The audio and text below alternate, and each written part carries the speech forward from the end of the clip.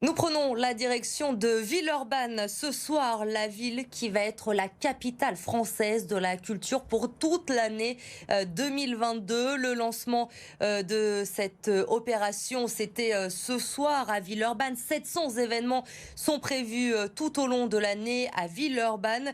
Et pour ce lancement, la ministre de la Culture, Roselyne Bachelot, était à Villeurbanne ce soir en compagnie de notre journaliste Jade Terlinck. Oui, Elodie, nous sommes ici en mairie de Villeurbanne en présence de Madame Roselyne Bachelot, ministre de la Culture. Bonsoir Madame la ministre. Bonsoir. Alors pour vous, c'était une évidence d'être présente ce soir pour lancer ce label de capitale française de la culture à Villeurbanne? Oui, c'est la première fois que nous désignons une capitale française de la culture et Villeurbanne a gagné haut la main ce label. Le projet était magnifique et si nous avons choisi Villeurbanne comme première capitale française de la culture, c'est pour plusieurs raisons. D'abord parce que c'était un projet global, c'était pas une juxtaposition de structures culturelles, mais un projet qui embarquait l'ensemble des citoyens. Et le deuxième élément qui vraiment a justifié ce choix, c'est que c'était un projet tourné vers la jeunesse. Parce que le grand enjeu de la démocratisation de la culture, c'est d'embarquer les jeunes dès leur plus jeune âge. On fait le pass culture, j'ai doublé les crédits de l'éducation artistique et culturelle, mais c'est aussi un projet global. Et Cédric Van Stiefendel, le maire de Villeurbanne, l'avait parfaitement compris, avec évidemment les acteurs de la culture de la ville. Et alors, vous l'avez dit, c'est la première fois que ce label est décerné et c'est Villeurbanne qui a été choisi parmi 29 candidatures. Alors concrètement, cette distinction, quel impact va-t-elle avoir sur la ville de Villeurbanne ? Il y a 800 projets culturels qui vont être mis en jeu de toute nature et qui vont concerner tous les secteurs de la culture et tous les pans de la population. C'est donc quelque chose qui a demandé un travail considérable, un travail qui peut être aussi bien le travail d'enseignant. On l'a vu, j'étais à l'école Jules Ferry pour le lancement de cette déambulation que nous avons fait à travers un quartier, mais c'est aussi les grandes institutions culturelles. On pense évidemment au TNP et d'autres qui vont être impliqués. Donc vraiment, il y a une qualité, c'est la qualité qui a prévalu aussi, la qualité et l'originalité qui ont fait que Villeurbanne a été choisi. Et alors, vous avez inauguré l'événement et vous avez aussi participé aux déambulations dans les rues animées pour l'occasion. Alors, ce petit aperçu, est-ce que ça vous a donné envie de revenir à Villeurbanne ? Bien sûr qu'on a envie de revenir à Villeurbanne parce que cette capitale de la culture, finalement, le label n'a fait que concrétiser une image de Villeurbanne qui est établie depuis très longtemps. Et je suis déjà venu à Villeurbanne plusieurs fois et je vais continuer. Quelles que soient les fonctions que j'assumerai comme citoyenne, je reviendrai à Villeurbanne et je reviendrai prendre un verre avec Cédric Van Stiefendel, évidemment. Merci pour toutes ces précisions, Madame la Ministre. Alors, pour cette année 2022, placée sous le signe de la culture, plus de 800 événements sont prévus à Villeurbanne. Dans l'actualité également ce soir, la crise sanitaire et le bilan des 4 premiers jours d'école. Comme attendu, l'Académie de Lyon n'a pas été épargnée par les cas de Covid. Près de 1700 élèves ont été déclarés positifs entre lundi et jeudi. 158 du côté du personnel. Hier à 13h, 148 classes étaient fermées dans l'académie. Et concernant le dépistage, sachez qu'un nouveau centre va ouvrir ce dimanche dans le centre commercial de la Confluence. Il sera installé au rez-de-chaussée en face de l'entrée de Carrefour.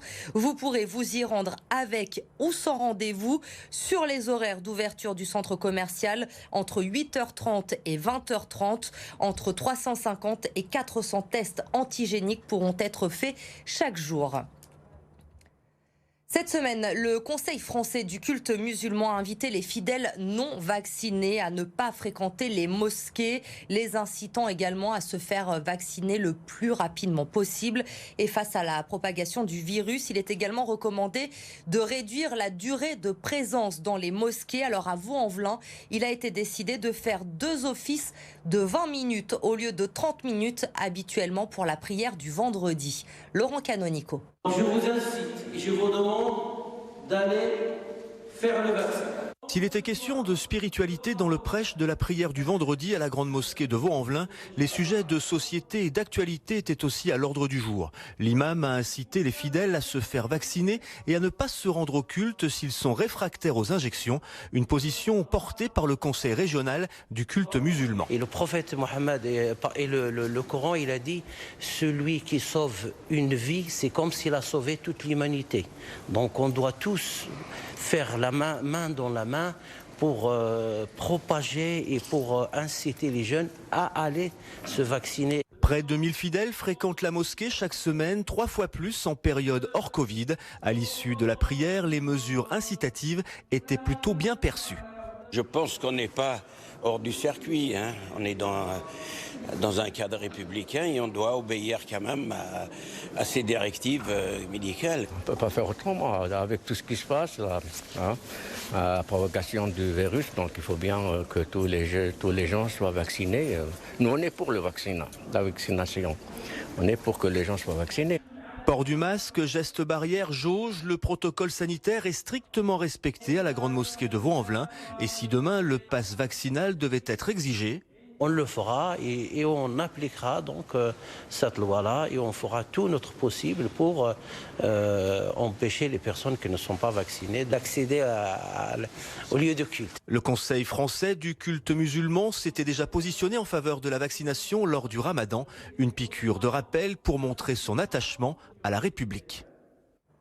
Après un contrôle dans les rues de Lyon hier, les forces de l'ordre ont vérifié le port du masque dans les transports en commun. Cette fois, le préfet avait demandé de multiplier ce genre d'opération sur place. Amélie Duchamp. 30 contrôleurs du Citral et 10 policiers nationaux étaient mobilisés pour ce contrôle. Une présence policière à visée plus pédagogique que répréhensive, selon le préfet délégué pour la défense et la sécurité.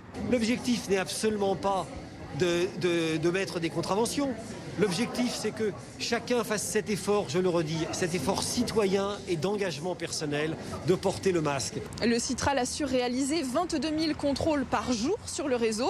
Alors dans les TCL, le masque est obligatoire depuis mai 2020. Mais pour Bruno Bernard, le président du Citral, il n'y a pas de relâchement. Le masque est désormais bien intégré. Il y a une stabilité du port du masque, mais il y a toujours une partie infime de gens qui ne respectent pas le port du masque dans les transports. On a encore pu constater aujourd'hui que la plupart des citoyens portent correctement le masque. Et pourtant, nous l'avons constaté de notre côté, beaucoup de personnes portent le masque en dessous du nez, voire même en dessous de la bouche. Et elles le relèvent simplement lorsqu'elles voient les agents, comme Elena, que nous avons rencontrée. Je pense que ça ne sert à rien. Je ne suis pas malade. Je suis vaccinée, même si j'attrape le virus, c'est moi qui est responsable. Et je trouve que c'est un peu surfait. Comment dire, c'est un peu trop. Elena est passée entre les mailles du filet, mais 5 personnes ont été verbalisées lors de ce contrôle. Elles devront payer 135 € d'amende. Les supporters de l'OL ont espéré jusqu'au dernier moment, mais le club doit finalement se plier aux règles. Pas de dérogation pour le choc dimanche face au Paris Saint-Germain. Il y aura seulement 5000 personnes dans le stade. Il a donc fallu faire des choix parmi les 20 000 abonnés du club. Écoutez Xavier Pierrot, le directeur général adjoint du Groupama Stadium, au micro d'Édouard G. Nous avons donc choisi de privilégier les partenaires financiers historiques. Donc on aura un peu moins de 4000 personnes dans les salons et loges et un peu plus de 1000 personnes dans la tribune ouest en grand public. Et là-dessus, on a pris en partie les abonnés les plus anciens. Donc on est remonté sur ceux qui sont abonnés depuis 2015 et la dernière année à Gerland pour partie. Ils ne peuvent pas le comprendre parce que c'est injuste. Et nous non plus, on ne le comprend pas. Donc on fait nos choix. C'est des données économiques, c'est des données globales. On essaye d'être le moins injuste possible, mais on l'est quand même parce qu'on ne peut pas faire autrement. Mais on ne peut pas demander à nos abonnés, à nos supporters de le comprendre parce que déjà nous, on ne le comprend pas. Comme je l'ai dit régulièrement, c'est injuste et on est en colère, donc on ne va pas leur demander de ne pas l'être.